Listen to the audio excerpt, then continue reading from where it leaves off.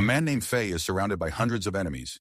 Even on his own, he cuts through them, dropping soldier after soldier with single decisive strikes.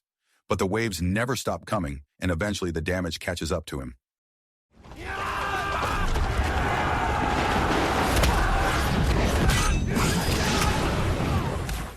Deep cuts cover his body, and he starts to collapse. Right as he is about to black out, his mind slips into the past.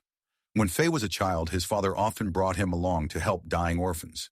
They would carry the children to an orphanage for treatment, but too often their efforts still ended in tragedy.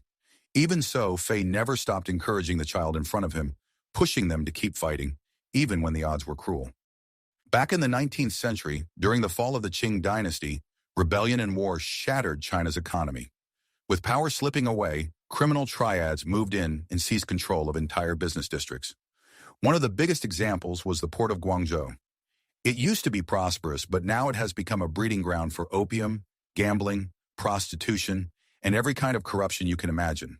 The port is ruled by two major gangs, the Black Tiger Gang and the Northern Sea Gang. Any merchant who wants to trade internationally has to deal with both of them. Every day, the gangs hire hundreds of day laborers to move cargo off the ships. But even that work comes with a death sentence. Men get killed over the smallest mistakes, their bodies dumped into the sea, and nobody dares to challenge it. In Guangzhou, seeing corpses near the docks has become disturbingly normal.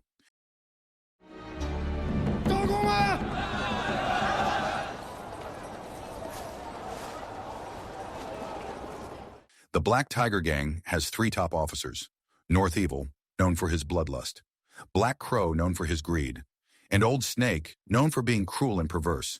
They are different in their own ways, but they all answer to one man, their leader, Master Louis. And the brutality of those officers is no accident. It comes straight from the monster who commands them.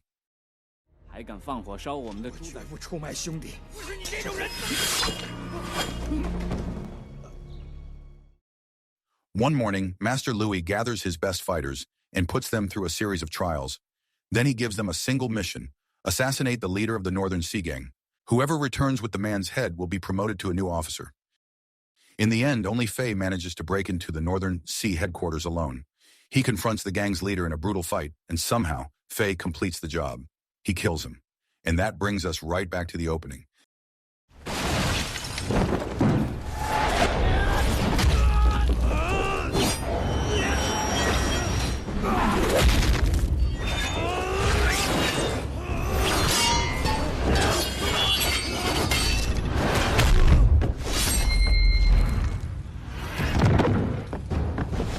This is why Fei is being hunted by hundreds of enemies. He is trying to escape with proof of his victory, the severed head of the Northern Sea boss. He fights through everything in his path.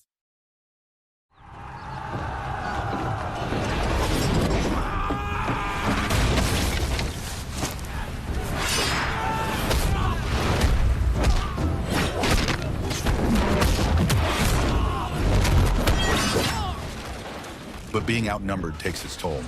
His body is torn up with cuts, and he starts to lose strength. At the last possible moment, one of his comrades appears and saves him.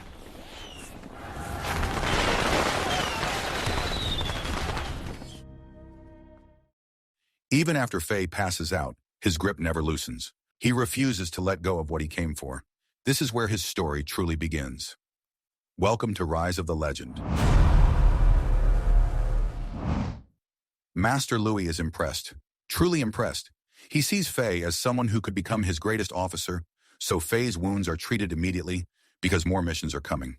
The man who rescued him is nicknamed Big Tooth, famous for talking without a filter, and that is how their friendship begins. Then the story shifts back again to Fei's childhood. Fei once had a close friend named Fa, and one day Master Louis had her kidnapped. Fei was only a boy, helpless to stop it, so he ran to his father, a renowned kung fu master, and begged for help. His father managed to beat the kidnapper, but it was already too late. Fa had been sold off to another city, disappearing from Fei's life, leaving him with a wound that never truly healed.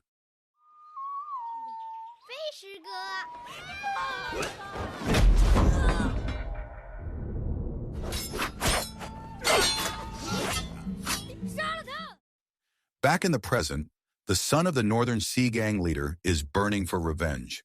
He wants to avenge his father's death, but that is easier said than done. His family's business is slowly collapsing, and most merchants now prefer to deal only with the Black Tiger Gang. Meanwhile, Fei is officially welcomed as a new officer. As part of the initiation, the symbol of the gang is tattooed onto his back. During the process, he learns something important. Master Louis secretly owns a hidden treasure vault, but it can only be opened with 2 keys, and each key is held by a different officer. Once the tattoo is finished, a formal ceremony is held to mark Fei's promotion. In the Black Tiger Gang, officers are treated almost like Master Louis's own sons, which makes their positions incredibly powerful and dangerous. That same night, a group of fighters made up of orphans declares the start of a rebellion against the Black Tiger Gang. These are the very children Fei's father once saved. But taking down the most powerful gang in Guangzhou will not be simple, especially now that the Black Tiger Gang has already eliminated all of its major rivals. To avoid suspicion, Fei spends his night sleeping on a boat owned by a prostitute named Chun. Even though she works in that world, Fei trusts her deeply. He tells her about his father and how he died at the hands of criminals. His father was a skilled martial artist, but even he could not stop Master Louis from setting their home on fire. Dozens of orphans were trapped inside. Fei tried to help rescue them, but when his father went back in to save one last child, the building collapsed on him.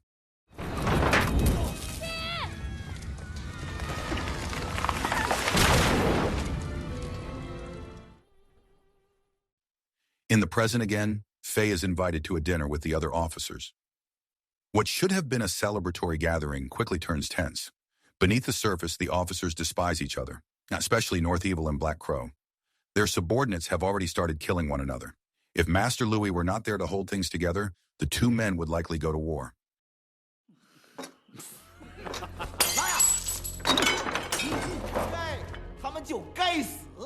While Fei navigates the dangerous politics inside the Black Tiger Gang, his childhood friends Foon and Shinlin are busy caring for the orphans in secret.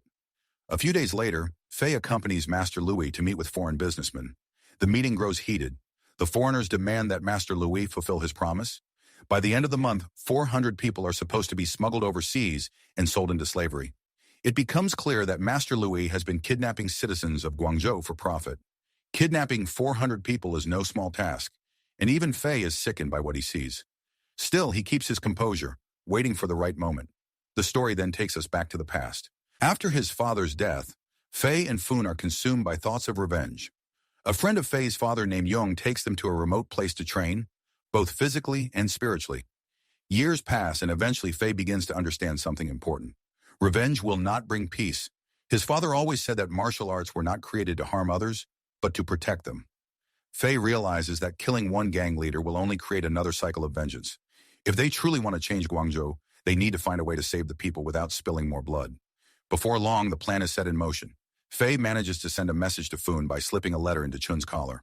From there, Shinlin, disguised as a traveling seamstress, quietly carries it away. The message is clear. They need to steal the key to the Black Tiger Gang's vault, the one currently held by Old Snake. Foon wastes no time. He sends a few street kids to pickpocket Old Snake's wallet. Predictably, the hot-tempered officer chases after the supposed thief. What he does not realize is that he is being lured straight into a trap. The moment he lets his guard down, the orphans strike. They throw boiling oil into his face and beat him together until he is dead.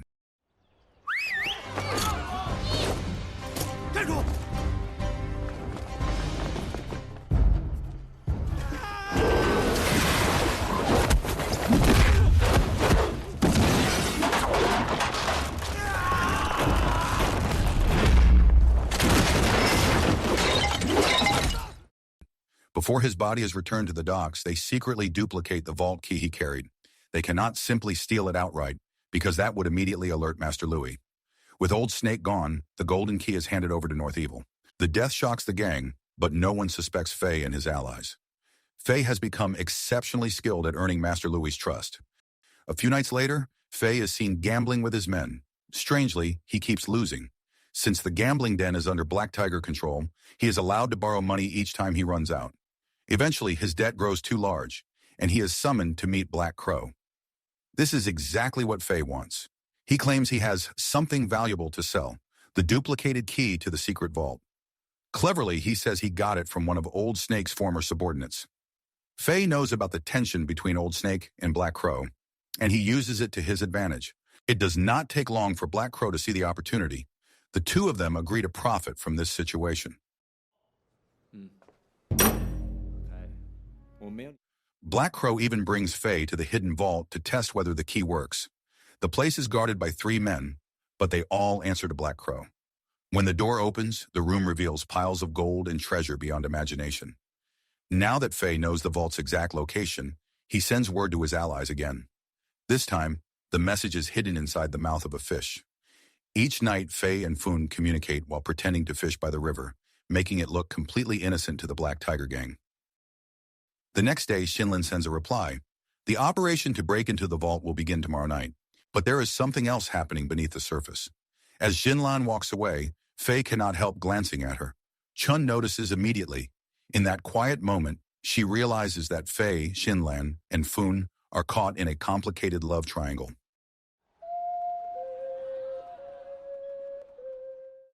The next night, just before the plan is supposed to begin, Faye is suddenly summoned by Master Louis to the weapon warehouse. For a moment, he thinks his cover has been blown, but that is not the case.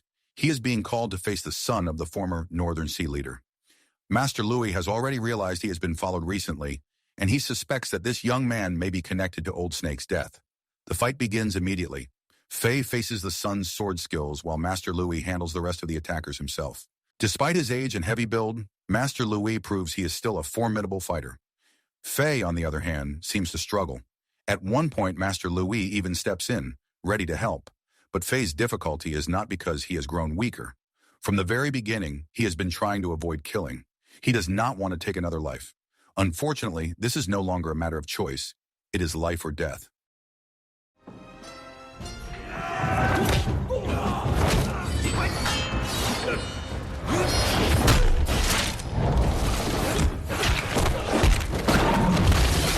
Cornered with no way out, Faye finally severs the young man's arm and is forced to kill him. At the same time, the Orphan gang begins their operation. Before breaking into Master Louis' secret vault, they set fire to a district that serves as a hub for narcotics distribution. Everyone is evacuated before the flames spread, so no innocents are harmed. The area happens to be under Black Crow's control, which explains why his men are scrambling to find whoever started the blaze. When Faye sees the fire in the distance, he knows the plan is unfolding as intended. He heads toward the scene, and Master Louis does not question it. After all, handling chaos like this is part of an officer's duty. Meanwhile, Xinlan, who has been chased by Black Crow, successfully lures him into an old warehouse on the edge of the city. Once inside, members of the Orphan gang are already waiting. This is where they make their move.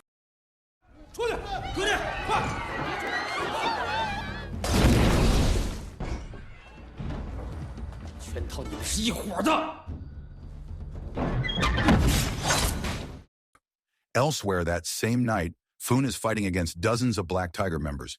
He is not as fortunate. His escape routes are blocked from every direction, and eventually he is overwhelmed. After Black Crow is defeated, Faye and Xinlan finally have a quiet moment together. It becomes clear that they have feelings for each other, but neither of them has dared to take things further because of Foon. Faye promises himself that once the Black Tiger gang falls, he will clear up the misunderstanding with his friend. Sadly, that chance may never come. Foon has been captured. When Master Louis discovers that his secret vault has been emptied, he immediately prepares to investigate.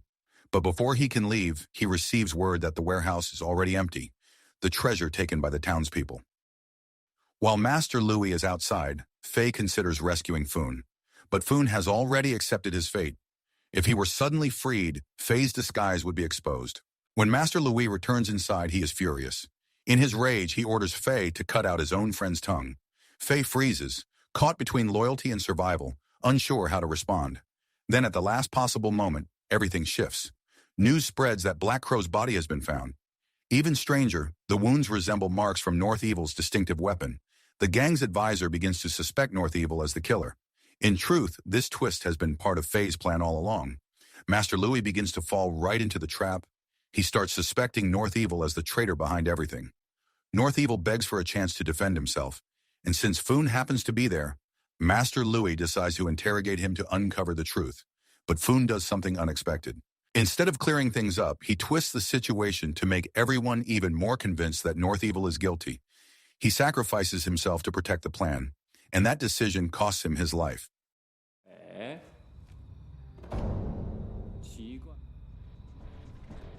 说，不要为我流泪！也太委屈你了。To Fei, Fun is more than a friend. He is like a brother. They trained together in the mountains. They shared the same dream of changing Guangzhou.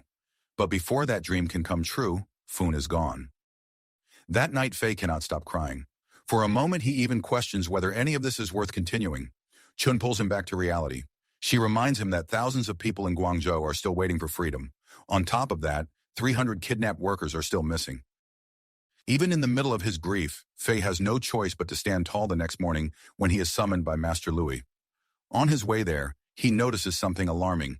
His allies are gathering near the Black Tiger headquarters. They have come to see Fun's body, and secretly they plan to retrieve it. Fei immediately realizes it is a trap. He rushes to the blind storyteller who often recites tales in public and asks him to spread a coded message, warning the others not to take the bait.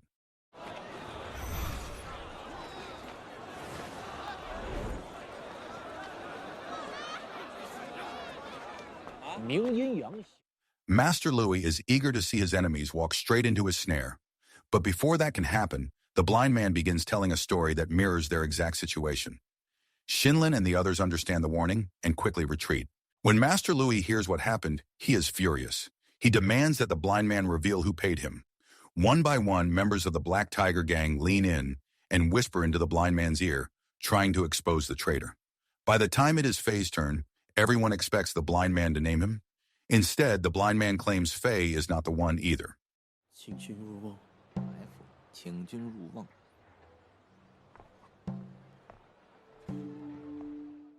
In truth, the storyteller has chosen Fei's side, especially after receiving a share of the treasure from the vault the night before. In the end, no one manages to expose Fei's identity. But then something strange happens. That afternoon, Fei is ordered to escort a cargo shipment to an old hospital on the outskirts of the city. After hours of travel, he arrives and makes a shocking discovery. This is where the missing workers have been imprisoned.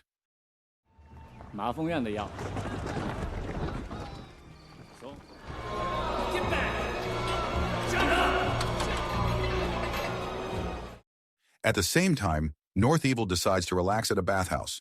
He knows his life is in danger, so he clears the place out before entering. Not long after, two young women manage to get inside by posing as companions. One of them is Chun. She has come with a deadly purpose. Her plan is to gain North Evil's trust, extract information about Fei's strategy, and then kill him. She gets close enough to make her move, but North Evil is not as foolish as he seems. He quickly turns the situation around and attempts to take advantage of the other woman who came with Chun. Before things go any further, Shinlin suddenly appears and kills North Evil on the spot.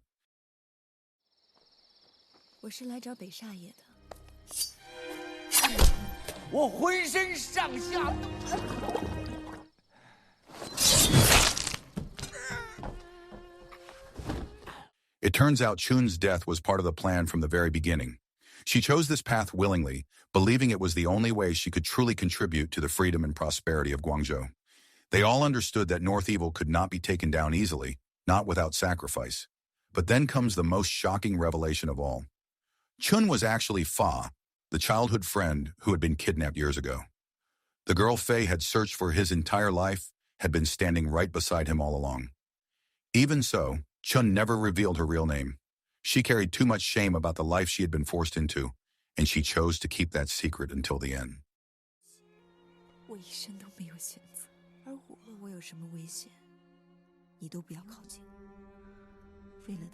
The next day, after burying Fa and Fun, Fei gathers the Orphan gang. Now that they have uncovered the location where the kidnapped workers are being held, it is finally time to launch the full rebellion. Fei and his allies spread the truth throughout the city. They reveal that the missing family members of Guangzhou have been abducted by the Black Tiger gang. The news ignites outrage across the streets. Master Louis responds immediately. He announces a bounty, promising to promote anyone who can bring him Fei's head.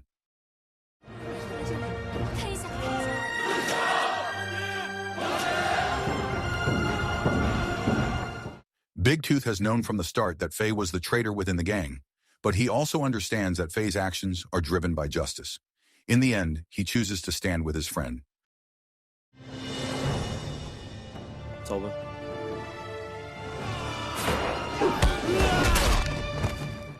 The foreign businessmen who plan to smuggle the citizens away quickly flee once the chaos begins.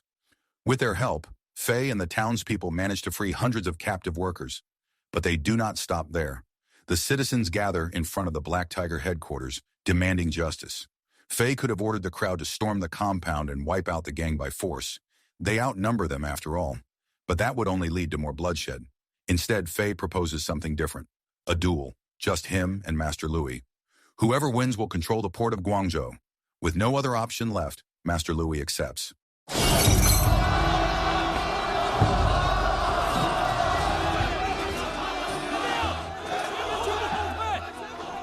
我用我的命向你挑战。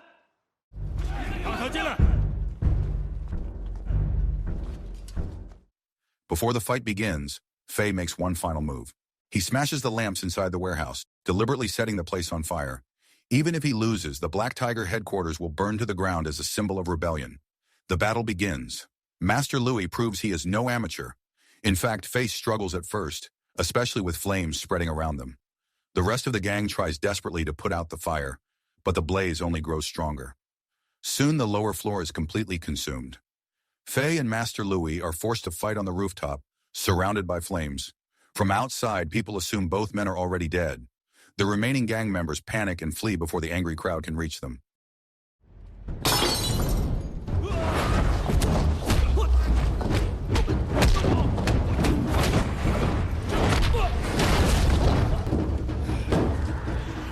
Master Louis starts to lose control. He still cannot defeat Fei, and the fire is closing in.